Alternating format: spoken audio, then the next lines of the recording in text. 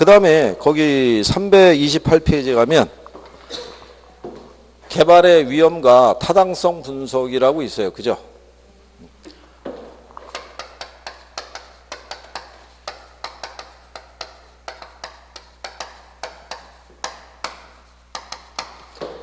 이게 법적인 위험도 있고요.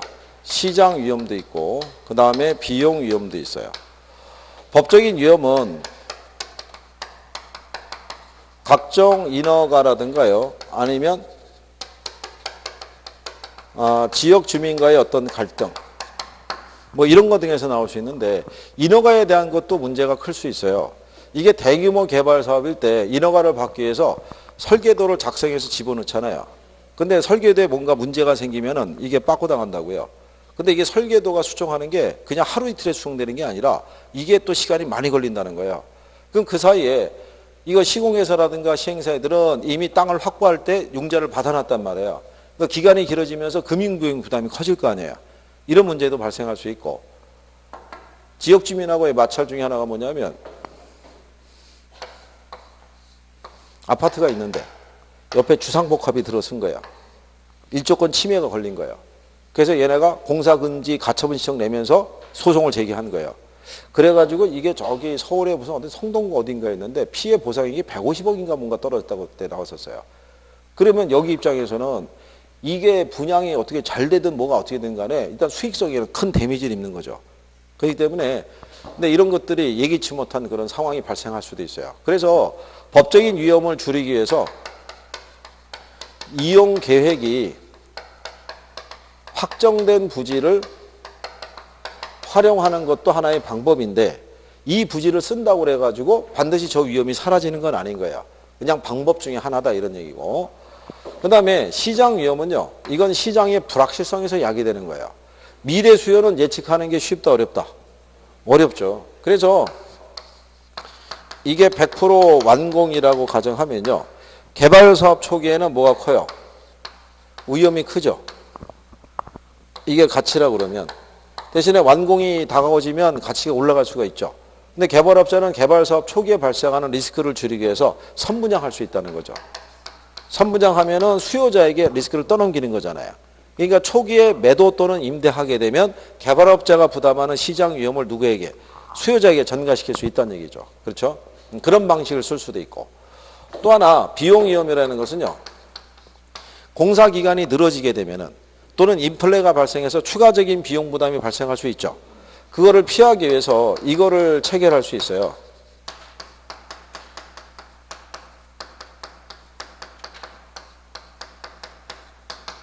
최대 가격 보증 계약 있죠.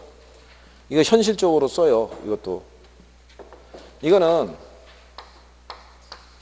왜 저기 부산에 가면은 저기 최근에 그 비리로 유명한 데가 있죠. 무슨 시티 그래가지고. 그게 시공사가 이 건설이 참여했어요. 그러니까 얘들이 이걸로 해줬다고요.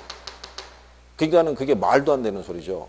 그거를 짓는데 이게 비용을 만약에 80억이면 80억에 맞춰놓고 추가되는 비용이 있으면 다 얘네가 부담하기로 하고 이걸 지공사를 진행한 거라고요. 그러니까 이거는 뭐 특혜라고 볼 수밖에 볼 수가 없죠. 그렇잖아요. 그렇게 되면 나중에 무슨 문제가 발생하겠어요. 비용이 초과될 수 있잖아요. 그럼 얘네 손해볼 수는 없잖아요. 그럼 부실시공이 생길 수도 있는 거예요. 자재를 좋은 거 쓸 수가 없으니까. 그 얘네가 만약에 분양대행도 한다 그러면 분양가를 높게 책정할 수밖에 없죠.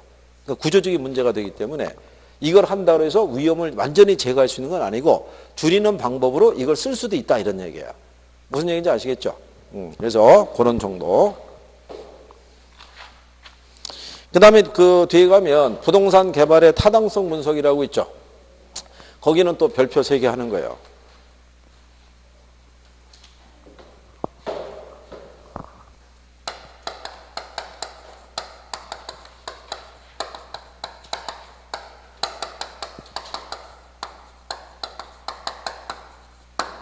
여기서 나오는 지문도 활용을 많이 해줘요. 특히 시장 분석에 관련된 거는 정리를 해 두셔야 돼요.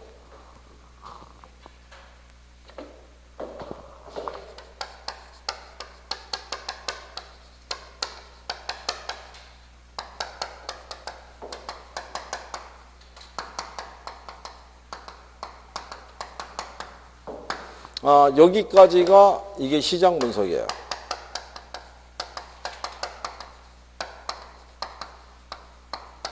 이게 선행 분석이고요.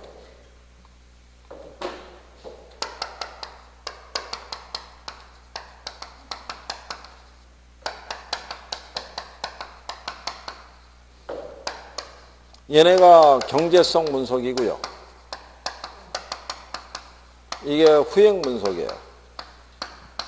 자, 근데 이게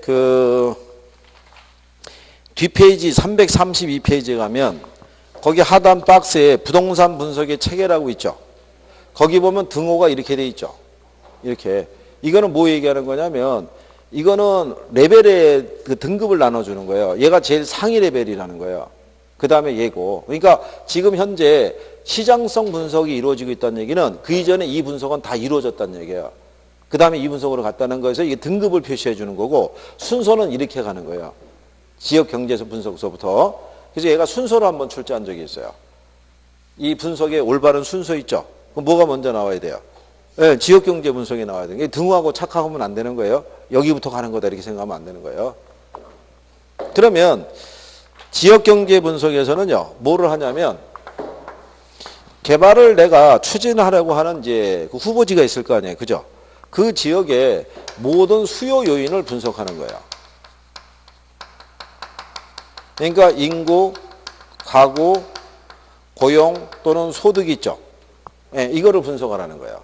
이거를 하기 위해서 이 분석을 해요. 경제 기반 분석을 통한 입지 개수라고 그래서요. 이게 로케이션 퀘션트라고 그래서 입지 개수. 일본 애들은 입지 상이라고 얘기하는데 개수를 측정해서 얘가 1보다 크면 그 지역의 그 주된 산업이 기반 산업이 되고 1보다 작으면 비기반 산업이 된다 그랬을 때 지역마다 가면 요 기반 산업이 지역 전체에 미치는 영향이 크죠. 우리가 지금은 많이 문제가 있지만 울산하고 거제 같은 데 가게 되면 조선해양이 발달했었잖아요. 그래서 전국적으로 1인당 가구 소득도 상당히 높았고 고용 창출도 많이 됐잖아요. 근데 지금은 무슨 상태가 돼요? 구조조정 들어가고 있잖아요. 지금 대우조선해양이가 걔가 추가적으로 만약에 지원 계획이 없으면은 걔네는 또 공중분해 될 수도 있는 거예요. 그럼 많은 사람이 실직자가 될 수가 있잖아요. 근데 그 이전에는 걔네가 활성화가 됐으니까 고용 창출이 많았을 거 아니에요. 그러면 뭐가 많아진다는 얘기예요. 부동산 수요가 많아지는 거죠. 그러니까 그런 지역에 개발이 이루어진다는 거야. 그거를 조사하는 게 어디서? 지역경제 분석에서 이루어지는 거야. 그러면 그 다음에는 이제 무슨 분석이 해주냐면 시장 분석을 통해서 시장을 세분화하고요. 시장을 뭐를 해요? 차별화를 하는 거예요. 그렇죠? 그 얘기는 뭐냐면 여기 있는 이 수요 중에서 모든 수요를 개발업자가 다 커버할 수 있는 건 아닌 거예요. 그렇잖아요. 만약에 의류를 생산하는 업체가 있다면 의류가 크게 나누면 남성 의류가 있고 여성 의류가 있죠. 또 연령대별로 틀리죠. 아동복도 있죠. 그거를 다 혼자 생산해서 공급하는 거는 쉽지 않을 수 있잖아요. 그럼 결국은 내가 제일 잘하는 거를 공략하는 게 제일 낫겠죠. 그러면 이 안에 근무하고 있는 사람들 중에서 가족과 같이 있는 사람도 있지만 싱글들도 있을 거 아니에요. 그러면 20대하고 30대 초반에 독신 생활하는 사람들을 위한 주택이 있죠. 네, 거기를 타켓으로 할 수 있다는 얘기죠. 근데 기존에 있는 주택은 일반적인 단독이나 다세대 하숙을 하거나 아니면 뭐 연립 같은 데 다세대 이런 데 거주하고 있거나 또는 고시텔에 이렇게 거주하고 있었는데 여기는 아파트 같은 어떤 이제 예를 들어서 편익성을 갖추고 있는 비슷한 구조를 갖고 있는 도시형 생활주택이 없다. 그럼 이건 하나의 차별화를 둘 수 있다는 얘기죠. 그러면 그 상품을 시장에 공급하면서 다른 기존 상품하고의 차별화를 도모할 수 있을 거 아니에요. 그러면 이제 이거를 선택을 하고 난 다음에 무슨 분석을 해요? 전 단계에서 얘를 우리가 상품을 차별화하기 위해서 얘를 선택했으면 얘가 시장에서 매매되거나 임대될 수 있는 가능성 여부를 봐야 되잖아요. 예, 이게 여기서 조사하는 거예요. 이 지문이 또 많이 쓰는 거예요. 그래서 이게 매매 또는 임대 가능성을 조사하기 위해서 무슨 분석을 하냐면 흡수율 분석을 해요. 얘가 또 많이 써요. 그러니까 흡수율 분석은 추세 분석하는 거예요. 과거 및 현재 자료를 토대로 미래 수요를 예측하는 거예요. 그러니까 미래 수요는 우리가 확인을 파악하는 게 쉽다 어렵다? 어려우니까 이 분석을 통해서 추세 분석하는 거예요. 그러니까 추세 분석은 무슨 수요를 추정하는 것이다. 미래 수요를 예측하는 거예요. 과거의 자료를 가지고. 거기 가면 그 331페이지에 거기 가면 중간 박스에 흡수 분석이라고 있잖아요. 그죠? 거기 가면은 1번이 흡수 분석이 2번이 흡수율이다 이렇게 나오잖아요. 그죠? 그때 거기 내용에 보면 동그라미 2번에 이렇게 돼 있죠. 흡수율 분석은 부동산 시장의 추세를 파악하는데 많은 도움을 준다 이렇게 돼 있잖아요. 그래서 흡수율 분석의 목적은 단순히 과거의 추세를 파악하는 데 있는 게 아니라 미래 흡수율을 파악하는 데 있다고 돼 있죠. 즉 미래 수요를 예측하는 데 초점이 있는 거예요. 예를 지어서 만약에 막상 시장에 매매하거나 임대하기 위해서 공급을 했을 때 얘가 과연 그 원하는 시간 내에 다 분양이 될 수 있을까, 임대가 될 수 있을까의 정도를 조사를 하는 거예요. 이거는. 그래서 여기까지 조사를 하게 되면 대충 분양의 정도나 임대 정도를 파악해서 수익률 정도가 유추가 될 거 아니에요. 그러면 타당성 분석에서는 전 단계에서 조사한 자료를 토대로 우리가 예상하는 수익률을 가지고 과연 투자자를 유치할 수 있을지 이거를 조사하는 게 타당성 분석이라고요. 왜냐하면 개발을 추진하려고 그러면 자기 자금만 갖고는 투자를 운영할 수 없잖아요. 그럼 누구를 유치해야 돼요? 투자자를 유치를 해야 된다고요. 그리고 마지막에 투자 분석에서는 위험과 수익의 여러 가지 관계를 고려해서 무슨 이용이 될 수 있는 최고 최선의 이용이 될 수 있는 개발 사업을 선택을 해야 된다는 얘기예요. 그러니까 실제는 이 과정이 되게 복잡하다는 얘기죠. 지금 특징적인 것만 얘기한 거고 근데 이것만 시험지문으로 써요. 계속 반복해서. 얘 잘 나오고요. 그렇죠? 이거 잘 나와요. 특히 이 분석을 기초로. 시장성 분석을. 그 다음에 이제 거기 333페이지 가시면 상단에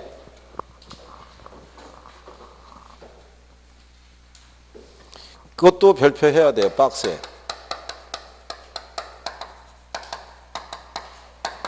그러니까 민간 자본을 유치해서 개발 사업을 추진하는 것도 있죠. 333페이지 맨 상단에. 네. 그러면 일단 가장 대표적으로 보는 게요.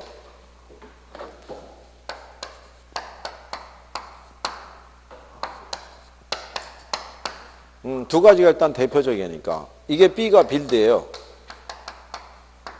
그러니까 이거는 민간 사업자가 먼저 개발을 하는 거예요. 그죠? 빌드니까. 개발을 하고 난 다음에 얘가 트랜스퍼라고요.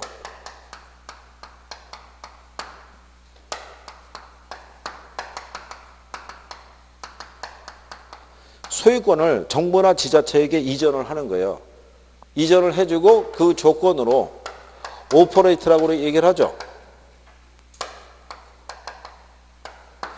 운영권을 획득을 하는 거예요. 그렇죠? 그래서 자기가 운영해서 들어간 돈이 있죠. 회수하는 방식이죠. 인천국제공항 가는 도로 있죠. 네. 이 도로가 민자를 유치해서 설치한 거예요.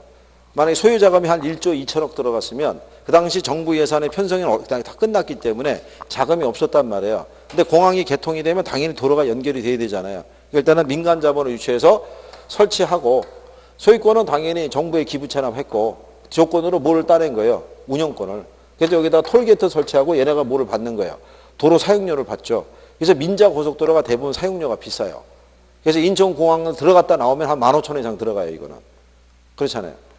그래서 나중에 한 30년 동안의 운영권을 갖고 있으니까 이 돈으로 들어간 돈을 회수해서 빠져나오는 방식이라고 보시면 돼요. 그러면 여기 있는 BTO 방식은요. 시설 사용자에게 뭐를 받을 수 있어요? 네, 사용료를 징수할 수 있는. 그렇죠? 그러니까 도로라든가 공항이라든가 또는 항만이라든가 이런 애들 있죠. 네, 이런 거를 설치해서 들어간 돈을 회수하는 방식이에요. 사용자에게 사용료를 받을 수 있으니까. 근데 여기 있는 BTL 방식이 뭐냐면요. 앞에 거는 다 똑같은데 이게 리스예요. 자, 그러면 이거는 뭐냐면요.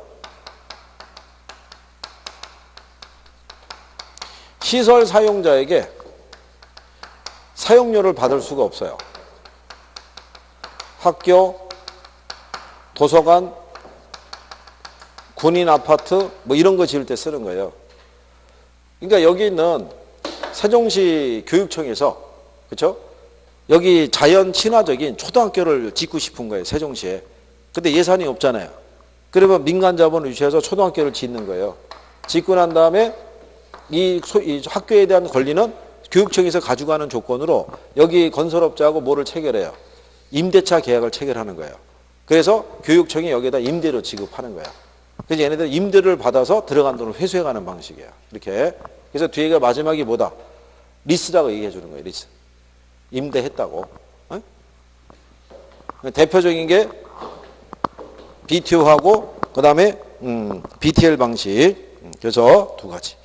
그래서 여기 입지 개수하고 요거는 뒤에서 돌아올 때 우리가 해드린다고 얘기했었고요. 그 다음에 뒤로 넘어가시면 지대 및 지가 이론이라고 있죠. 348페이지. 네. 거기서 그 349쪽에 가면 농경지 지대론이 있죠. 걔들은 기억해야 돼요. 그러니까 리카도의 차액지대 있죠. 튀넨의 위치지대, 막스의 절대지대 있죠. 그거 지대 발생 요인은 반드시 알아야 돼요. 네? 여기를 오전반에 물어봤더니 여기는 수업을 다 했대요. 네? 다는 안 했다고요?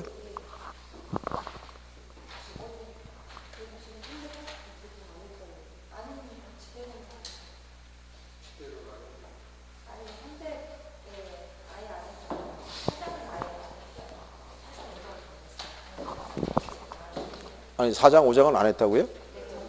이게 쭉 훑어주시긴 했는데 그 네. 부분을 넘어가면서 뒷부분 6장으로 넘어가셨어요. 어쨌든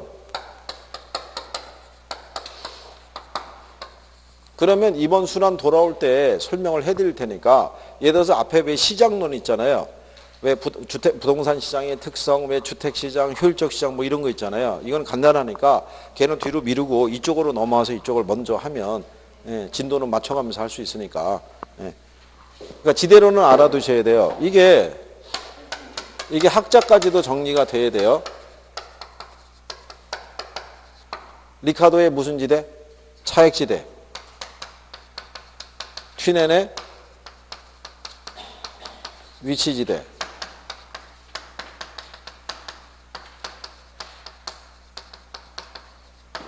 얘네 지대 발생 원인은 반드시 숙지하셔야 돼요. 지대 발생 원인은.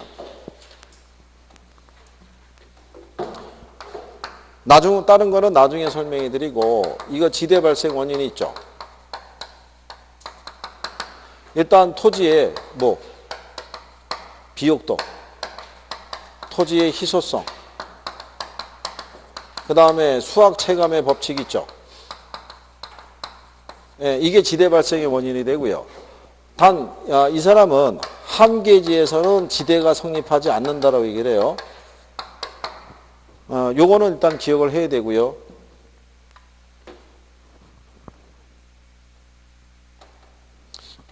나중에 안 되면 얘 있죠. 리카도. 얘는 항상 이거를 달라고 그래요. 이게 없다고. 끝나고 가면 학원 수업 끝나면 맨날 얘는 차비 달라고 얘기를 해요. 얘가 잘 추는 춤이 이거래요. 트위스트 아시죠? 얘가 왜 이걸 얘기하냐면 지대 발생 원인이요. 시장으로부터의 위치의 차이가 발생할 수 있죠. 그러니까 위치의 차이는 거리의 차이를 낳게 돼요. 이게 결국 수송비의 차이가 된다는 거예요. 그래서 결국은 이 수송비의 절약분이 지대가 된다는 논리를 설명하고 있는 거예요. 여기는. 그러면 막스라는 사람이 있죠. 이 사람은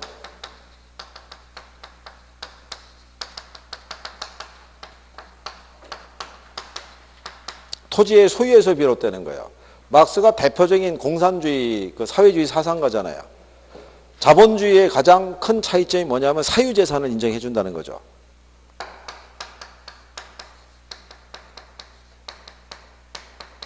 그러니까 이 사람의 왜 제목이 절대냐면은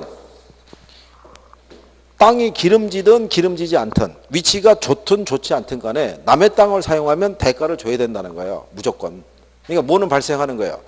지대는 무조건 발생하는 거예요. 비옥도가 좋든 안 좋든. 그러니까 얘는 한계지에서도 지대가 성립해요.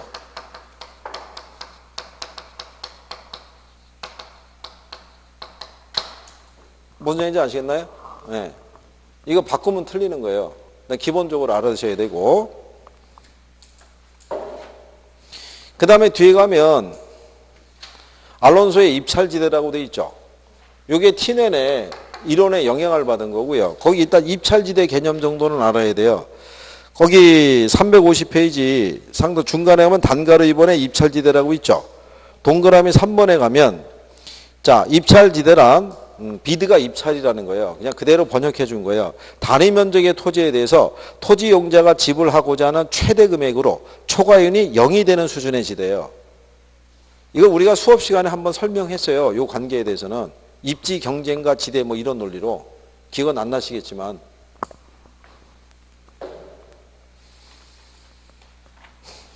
그래서 일단은 얘네 먼저 자, 제가 그 353페이지 가보세요. 자, 거기 2번에 가면 지대론에 관한 설명으로 틀린 거 물어봤죠. 1번에 보시면 리카도는 비옥도의 차이, 비옥한 토지량의 제한, 수학 체감의 법칙의 작동을 지대 발생 원인으로 보았다. 원인 나오죠. 그 다음에 3번에 보면 절대지대설에 따르면 토지의 소유 자체가 지대의 발생 요인이다. 이렇게 나오잖아요. 그 2번에 가면 위치지대에 따르면 다른 조건이 동일할 때 지대는 중심지에서 거리가 멀어질수록 하락한다. 이렇게 돼 있죠. 왜냐하면 멀어질수록 뭐가 증가하니까? 수송비가 증가하니까. 무슨 말인지 아시겠나요? 이건 한 예를 들어 드린 거고 기출을 확인하게 되면 이 표현이 한 4번이 나와요. 다시. 뭔 얘기인지 아시겠어요? 그러니까 선생님이 강조를 할 때는 다 이유가 있는 거예요. 그건 숙지를 꼭 해야 된다는 거예요. 그리고 이거를 바꿔준다고요. 이거. 얘는 한계제 지대 성립하지 않잖아요. 성립한다 그러면 틀리겠죠. 얘는 성립하는데 얘는 거꾸로 성립하지 않는다 그러면 틀릴 거 아니에요. 이런 걸 슬쩍 바꿔주는 거예요. 무슨 말인지 아시겠죠? 얘는 단답형으로도 나왔다고요. 박스 처리해서. 얘도 박스 처리해서 단답형으로 나왔고. 그죠?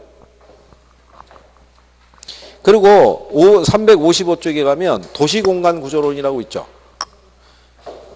얘네는 근래 단독으로 나오는 게 조금 줄어들었어요. 내용이 많지 않다 보니까. 그래서 요즘은 지대이론이라든가 입지이론하고 묶여서 나와요. 근데 동심원 이론에서는 뭐가 제일 중요시 여기는 거냐면 점유지대가 제일 중요한 거예요. 무슨 얘기인지 아시겠어요? 이게 중심 업무지구고 여기를 둘러싸고 무슨 지대? 점유지대. 여기를 둘러싸고 뭐? 저소득층. 여기를 둘러싸고 뭐? 고소득층. 여기서 얘네 위치가 또 중요해요. 점유지대는 내측이 있고 외측이 있어요. 그러니까 내 외측이 퇴화주거지구예요. 그러니까 내측이 경공업지구라고요. 이게 1930년대 이론인데 1930년대는 미국에 이태리계라든가 아일랜드계 해외 이주자들이 많이 들어올 때요. 그 우리나라도 지금 해외 노동자들 들어와 있죠. 걔들 그러면 주로 어디에 있어요? 공단에 취업해야 되잖아요. 그럼 주거를 어디다 두겠어요? 공단 그렇죠. 주변에. 소위 얘기한 대로 쪽방, 벌집 이런 데 들어가 있단 말이에요. 여기가 그런 주거지구란 말이에요. 외측이. 근데 여기서 거주하고 있다가 소득이 좀 증가하면 혼자 온 사람이 아니라 가족과 같이 이주한 사람은 아이들을 위해서라도 방 한 칸이라도 더 있어야 될 거 아니에요. 그래서 주거 이동이 발생한다고요. 여기로. 그러면서 저소득의 주거 형성이 되는 거예요. 근데 여기다 거주하다가 소득이 좀 더 높아지면 조금 더 나은 주거 환경을 찾아서 이주하겠죠. 그러면서 다시 고수의 주거가 생기는 거예요. 거주지 분화가 생긴다는 거예요. 근데 다만 이게 다 일정하게 원을 그리면서 성장한다 해서 한계가 있는 거예요. 이론에. 이렇게 원을 그리면서 성장할 수는 없는데. 그래서 여기서 보면 외곽으로 나갈수록 주거 환경이 개선이 되죠. 그러니까 나가면 나갈수록 범죄나 질병이나 인구 밀도 이게 낮아진다고 얘기하는 거예요. 그러니까 일반적인 도시 구조하고는 다르죠. 무슨 말인지 아시겠나요? 그래서 그것도 문제로 나오는 거예요. 저소득의 주거는 고소득의 주거보다 도심 안쪽에 위치하죠. 그렇잖아요. 그러니까는 여기서의 저소득층은 취업의 기회를 제공받기 위해서라도 도심 안쪽에 위치하는 거야. 무슨 말인지 아시겠죠? 그게 선형 이론하고의 차이점이에요. 선형 이론은 고소득층들이 주로 어디에 있냐면 도심까지의 접근성이 가장 좋은 곳에 위치해요. 도로가 열리는 쪽에 위치하고 있으니까. 그래서 거기 상대적인 차이는 구별을 할 수 있어야 돼요.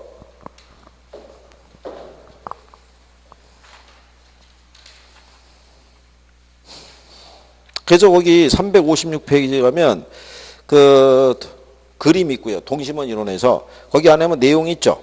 내용이 보면 단가로 3번 있죠. 예, 그거는 기억해야 되는 거죠. 동심원상으로 확대돼서 성장하며 중심지에서 멀어질수록 접근성, 지대, 인구 밀도가 낮아지면서 범죄, 인구 이동, 빈곤 및 질병 등 도시 문제가 적어지는 경향을 보인다 이렇게 돼 있잖아요. 예. 이게 원래 동심원 이론이 시카고시의 범죄 발생률을 조사하기 위해서 만들어진 이론이에요. 이게. 그래서 그 정도를 정리를 하셨고 그 다음에 입지론에 가시게 되면요. 거기 363페이지에 티넨의 농업입지론이라고 있죠. 이건 이 지대로라고 이제 결부되는 거고 그 다음에 뒤에 나가면 이제 배보의 최소 비용이론은 이건 다음에 돌아올 때 간단하게 이건 정리하면 되고요. 어디는 기억해야 되냐면요. 368페이지에 가면 레일리의 그 소매 인력 법칙 있죠. 그리고 옆에 가면 허프의 확률 모형이라고 있죠. 그거 두 개는 별표해야 돼요. 걔네는 이론 아니면 계산 문제로 나와요. 이론의 계산 문제로. 근데 계산 논리가 간단해요. 간단하기 때문에 걔네는 쉽게 정리할 수 있어요. 그래서 그 정도. 그리고 넘기셔서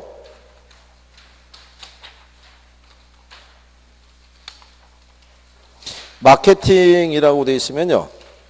378페이지 하단에 가면 부동산 마케팅 전략이라고 있죠. 거기 별표 3개 하시면 돼요. 마케팅에서는 거의 거기서 나와요. 378페이지 하단에 마케팅 전략 있죠. 네, 그거 주로 위주로 나와요. 그래서 우리가 다음에 돌아올 때 앞에 경제론, 앞에 총론을 빨리 갈 거고요. 경제론은 시간을 좀 더 쓸 거고 시장론 들어갈 때쯤 이쪽으로 와서 여기를 정리해 드릴 테니까 안 했던 파트에 대해서 그러면 쭉 하시면은 일단 전체적인 내용을 한번 들은 꼴이 돼요. 무슨 말인지 아시겠죠? 그럼 모의고사 보면 웬만한 간단한 것들은 맞출 수 있을 거예요. 특히 뭐 계산 문제는 뭐 1분 내로 풀 수 있을 테니까. 계산 문제는 10개 내외만 정리하면 돼요. 10개 안에서 할 수 있는 것만 하면 돼요.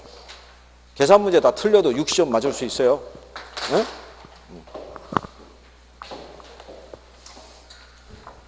이게 우리가 여기가 5주가 됐으면 다음 주에 한 번을 더 하면서 정리를 했을 텐데 다음이 5월 달로 넘어가기 때문에 어쩔 수 없이 근데 만약에 5월에 이제 한번 이 들어오는 인원 보고 안 하면 이제 5월에 첫 주에 그냥 이거 보완해서 끝낼 수도 있으니까 그렇게 생각하시고 대신에 복습은 좀 해줘야 돼요.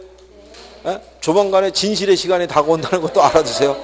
진실의 시간이 그러니까 미리 얘기하면은 갑자기 최천여부터 안 나온다고 그럴까봐 최천여가 등장하면 시험 볼 거야. 무슨 얘기 알겠어? 그다음 매번 빠지면은 큰일 날 줄 알아. 그러니까 틀려도 괜찮으니까 보완하는 게 중요하니까. 자, 그렇게 생각하시고 자, 오늘은 여기까지 하겠습니다. 고생했습니다. 수고했습니다.